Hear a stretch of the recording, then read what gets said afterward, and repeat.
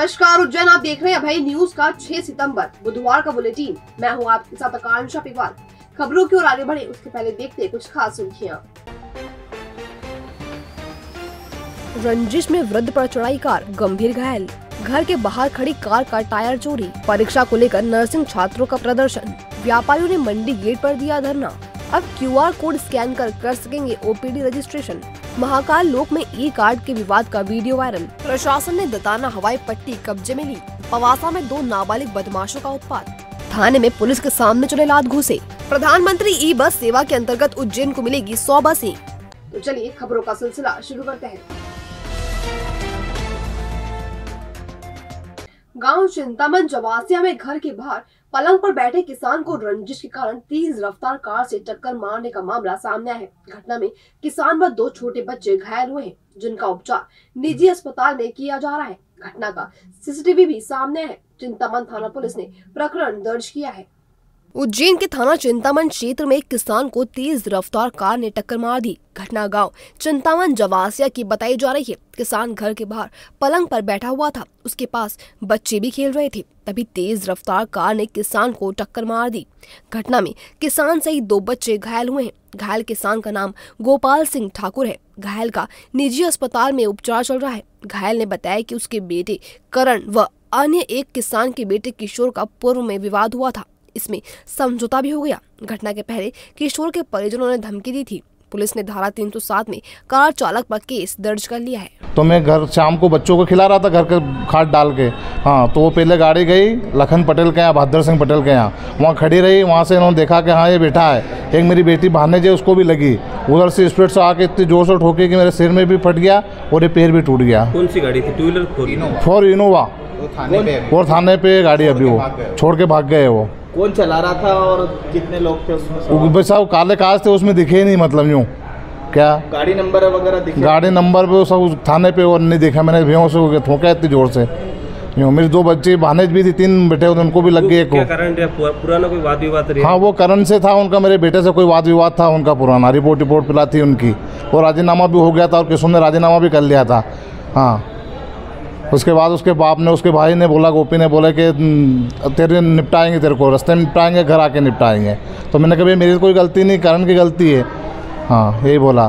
मैं चिंतामन थाना क्षेत्र अंतर्गत इस तरीके की घटना घटित होने पर थाने पर सूचना प्राप्त हुई थी, जिस संबंध में अपराध पंजीबद्ध किया गया है। इसकी विवेचना की जा रही है। सर, किन धाराओं में? इसमें धारा 307 दी है और साथ में मोटर व्हीकल की जो धारा है उनके साथ में अपराध पंजीबद्ध हुआ है। कितने रंजिश को लेकर कुछ? हाँ, इस तरीके की बातें भी सामने आई हैं, जिस विषय में विवेचना की जा रही है। बाइक टकराने की बात पर पहले तो 2 पक्ष घटना स्थल पर भिड़े और मामला थाने पहुंचने पर थाना परिसर में दोबारा एक दूसरे पर पिल पड़े। मारपीट में दोनों और के लोगों को चोट आई है। जिवाजीगंज पुलिस ने क्रॉस रिपोर्ट दर्ज की है। बुधवार दोपहर संतोष पिता सिंधुलाल जायसवाल अपने बेटे के ढाबे से घर की ओर आ रहे थे। इसी दौरान सादीन पिता शब्बीर खान निवासी अब्दालपुरा और उसका दोस्त पंखे सुधार कर घर जा रहे थे। भारतीय स्टेट बैंक नयापुरा के सामने दोनों की बाइक टकरा गई। थोड़ी बहस हुई और मामला मारपीट तक पहुंच गया। घटना स्थल पर मारपीट के बाद मामला जिवाजीगंज थाने पहुंचा। थाने परिसर में ही दोनों पक्षों के लोग फिर आमने सामने हो गए। पुलिस के सामने ही लात घूंसों की बरसात शुरू हो गई।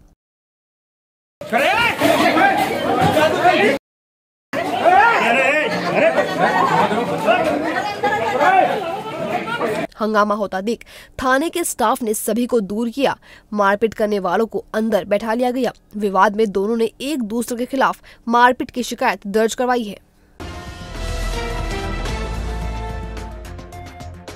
मंगलवार दोपहर पवासा थाना क्षेत्र में 2 नाबालिग बदमाशों ने खूब दहशत फैलाई। दोनों ने पहले हफ्ता वसूली को लेकर रिक्शा चालक को चाकू मारे। उसके बाद शराब के रुपए देने से मना करने पर किराना दुकान में भी तोड़फोड़ कर दी। पुलिस ने दोनों को हिरासत में लेकर प्रकरण दर्ज किया है। पवासा थाना क्षेत्र में नशाखोरी इस कदर हावी है कि आमजन दिन में भी सुरक्षित नहीं है। 2 नाबालिग सुबह नशा करने के बाद क्षेत्र में निकले और लोगों के साथ रंगदारी करना शुरू कर दिया। दोनों ने विश्वकर्मा कॉलोनी में ई-रिक्शा चालक हेमराज पिता मांगीलाल मालवीय से रिक्शा आगे बढ़ाने की बात पर विवाद किया और चाकू मार दिए।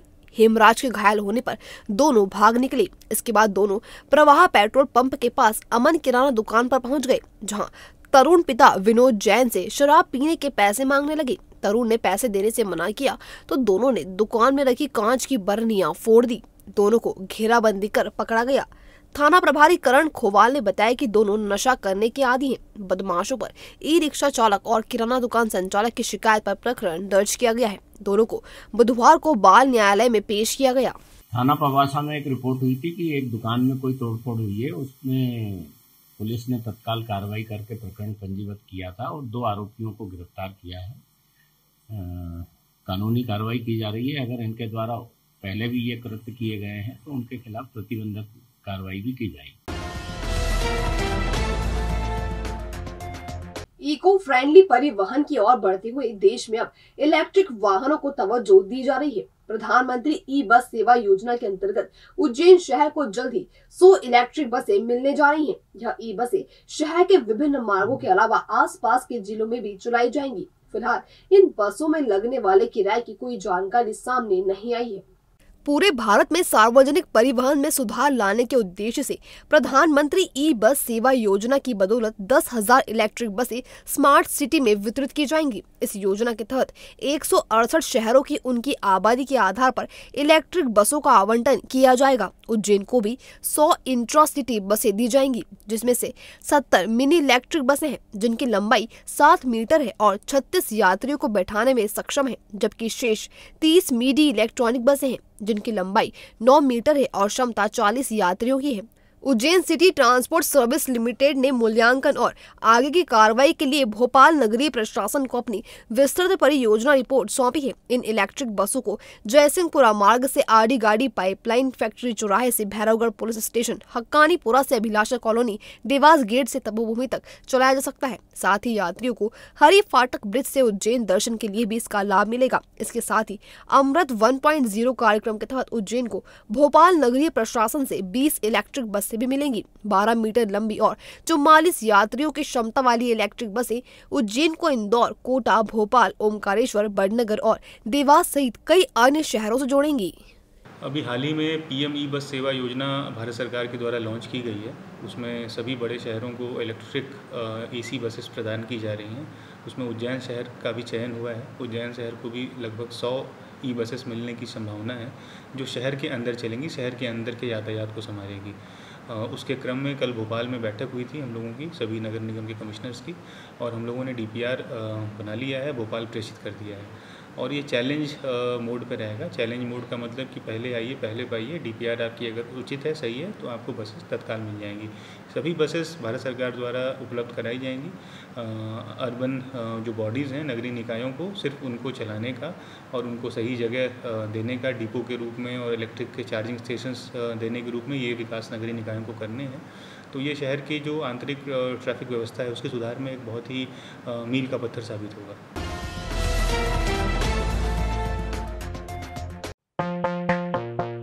अब उज्जैन शहर में आया है एक सुनहरा अवसर। टैटू इंडस्ट्री में उज्जैन की फर्स्ट फीमेल टैटू आर्टिस्ट के साथ बनाए अपना करियर, और ये लाए हैं आपके लिए dreadlocks, braidlocks, permanent lock band. Men and women जो अपने गंजेपन या हेयर लॉस से परेशान है, तो हमारे पास है मेन एंड वुमेन के लिए विग एंड रिप्लेसमेंट की सुविधा। Hair patches, all scalp parting available, hair colour, hair straightening, rebonding, keratin, botox, hair treatment और फेस ट्रीटमेंट की भी सुविधा। फुल बॉडी पियर्सिंग, वो भी पेनलेस, एंड अपने पसंदीदा ज्वेलरी के साथ नई टेक्नोलॉजी से। साथ ही साथ सीखे टैटू आर्ट्स, एक लाइन ड्रॉ से लेकर पूरे फेस पोर्ट्रेट पेंटिंग के साथ। पियर्सिंग एंड डेडलॉक्स, सभी कोर्सेज मिलेंगे आपको एक ही छत के नीचे, एक ही फीस में। तो चले आइए एक बार Pink Panther tattoo studio and institute. हमारा पता है D39 ऋषिनगर उज्जैन। अभी कांटेक्ट करें खुशबू पांचाल 7067538811। मंगलवार रात नानाखेड़ा क्षेत्र स्थित वेदनगर से अज्ञात चोर घर के बाहर खड़ी कार से एक टायर चुरा ले गए। फरियादी ने थाने में शिकायती आवेदन देकर चोरों को पकड़ने की गुहार लगाई है। वेदनगर निवासी महेंद्र सेठिया ने बुधवार को नानाखेड़ा थाने पहुंचकर अपने घर के बाहर खड़ी आर्टिका कार का एक टायर स्टेपनी सहित चोरी होने की शिकायत की है। घटना मंगलवार रात की बताई जा रही है। फरियादी ने बताया कि अज्ञात चोरों ने दूसरा पहिया भी खोलने का प्रयास किया। 4 बोल्ट खोलने के बाद वे 5वां बोल्ट नहीं खोल पाए, जिससे चोर उसे वहीं छोड़ गए। फिलहाल पुलिस चोरों की तलाश कर रही है। देवास रोड स्थित दताना हवाई पट्टी को प्रशासन ने मंगलवार शाम अपने कब्जे में ले लिया है। कंपनी द्वारा लीज की राशि नहीं भरने के कारण यह कार्रवाई की गई है। वहीं शासन ने शर्तों का उल्लंघन करने पर कंपनी का अनुबंध भी निरस्त कर दिया है। नालंदा एविएशन का सभी सामान भी जब्त कर लिया गया है। दताना हवाई पट्टी को 19 अगस्त 2019 से बिहार की Nalanda aviation private complaint company ने 31 लाख रुपए की लीज पर ले रखा है। कंपनी को 3 वर्ष में लीज राशि 10% बढ़ाकर पूरे साल की राशि अगस्त माह तक जमा कराना जरूरी है, लेकिन कंपनी ने इस वर्ष के करीब 36 लाख रुपए 15 दिन बीतने के बाद भी जमा नहीं किए। कलेक्टर कुमार पुरुषोत्तम ने हवाई पट्टी कब्जे में लेने के आदेश दिए थे, इसीलिए मंगलवार को वहां मौजूद सभी सामान, जिसमें एयरक्राफ्ट भी है, जब्ती में ले लिया गया। शासन ने कंपनी का अनुबंध भी समाप्त कर दिया है। कंपनी अगर राशि भर देगी तो आगे का निर्णय सरकार करेगी। भविष्य की चिंता छोड़ो, पंडित गोविंद गुरु से नाता जोड़ो। ना कोई पैसा ना कोई फीस, बस लीजिए गुरु जी का आशीष। आज ही जाने अपनी हर समस्या का समाधान। संपर्क करें 9827030415 या 9302230415। हमारा पता 8 अलगदाम कॉलोनी, सावे रोड, उज्जैन।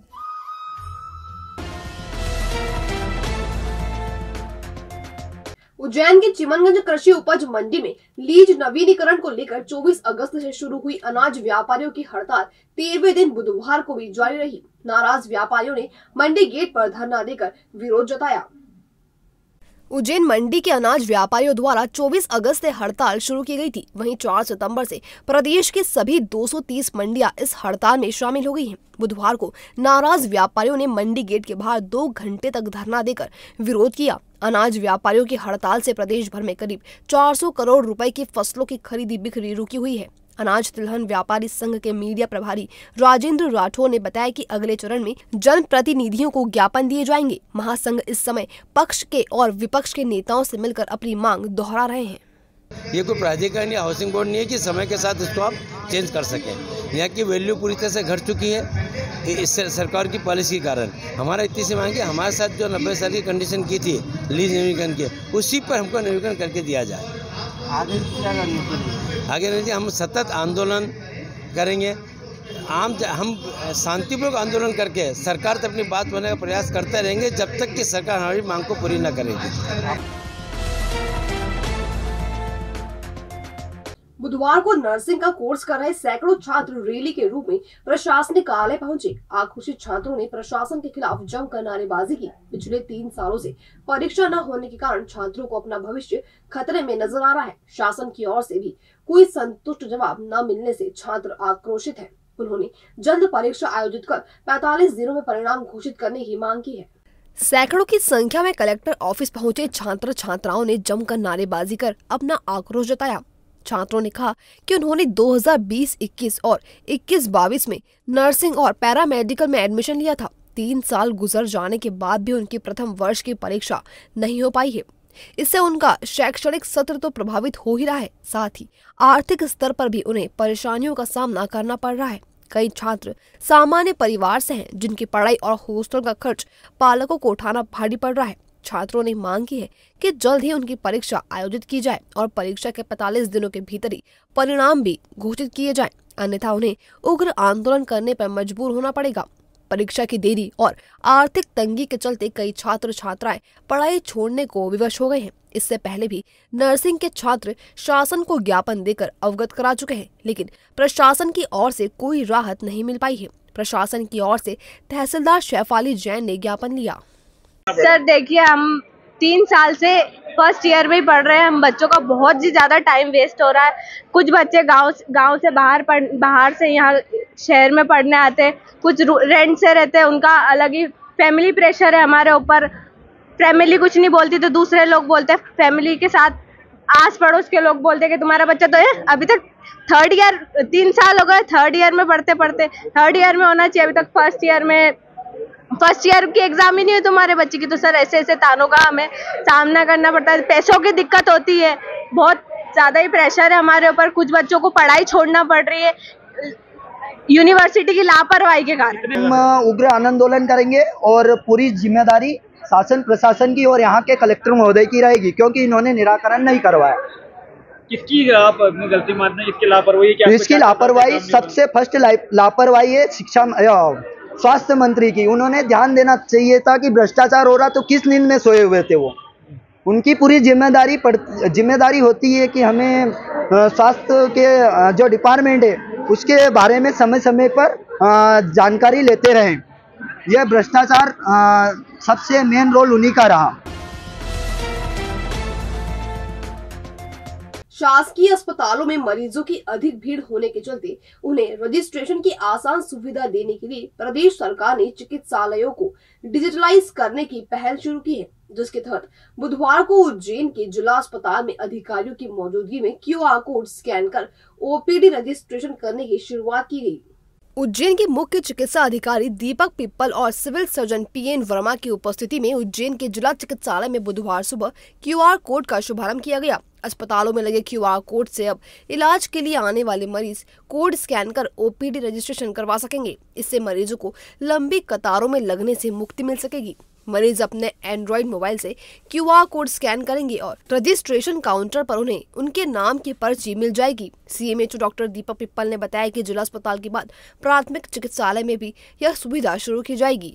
जी हाँ, एक हमारा ABDM है जो Ayushman Bharat digital health mission है, जो हमारे प्रधानमंत्री जी की बहुत अच्छी सोच है, जिसके तहत ये अस्पतालों के लिए जो लंबी कतारों में लोग परेशान होते थे, तो जो लोगों के पास एंड्रॉयड फ़ोन है वो अपना QR कोड से स्कैन करके अपना रजिस्ट्रेशन कर सकते हैं और लंबी कतारों से बच सकते हैं और कम समय में अपना को डॉक्टर के पास रजिस्ट्रेशन करा के और उपचार करा सकते हैं। हमारा बहुत ही अच्छा एक्सपीरियंस रहा है। वैसे जैसे हम जनरली हॉस्पिटल में जाते हैं, गवर्नमेंट हॉस्पिटल में काफ़ी लंबी लाइन रहती है पेशेंट की, तो वहाँ पर पर्ची बनवाने में काफ़ी प्रॉब्लम्स आती है।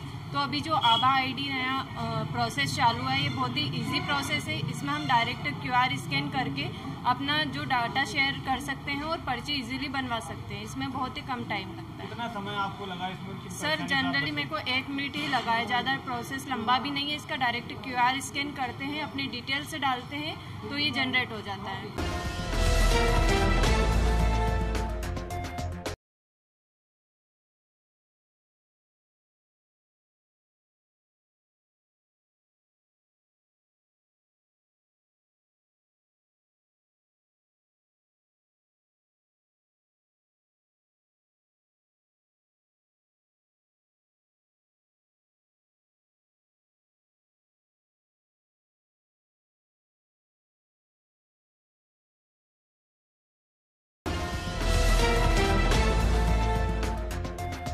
तो ये था भाई न्यूज का आज का बुलेटिन। अगर खबरों को लेकर आपके पास कोई फीडबैक हो या कोई अन्य जानकारी हो तो हम तक कमेंट सेक्शन या इनबॉक्स के जरिए जरूर पहुंचाएं।